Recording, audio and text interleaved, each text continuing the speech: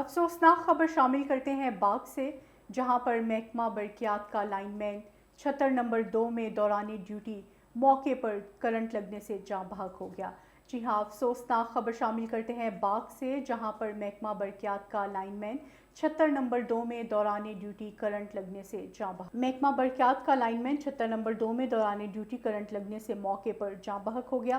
عوام سڑکوں پر نکل آئے۔ تفصیلات کے مطابق محکمہ برقیات کی غفلت و ناکافی سہولیات نے محکمہ برقیات کے ایک اور اہلکار کی جان لے لی۔ Line main Sardar Mushtaq of دھرے اپنے پھٹے فرسودہ حفاظتی کلوز کے ساتھ برقی پول پر بجلی بحال کر رہے تھے کہ کرنٹ لگنے سے موقع پر جان کی بازی ہار گئے۔ حادثے کی اطلاع ملتے ہی انجمن تاجران اور مقامی افراد جائے حادثہ پر پہنچ گئے۔ انجمن تاجران 76 نمبر 2 نے لائن میں مشتاق کی حادثاتی موت پر شٹر ڈاؤن کرکے ڈھیلی باغ روڈ کو بھی ٹریفک کے لیے روک دیا۔ تاحال انتظامیہ اور محکمہ کے آفیسرز اور ذمہ داران 3 گھنٹے تاخیر کا شکار اور جائے حادثہ پر 3 گھنٹہ دیر سے پہنچے۔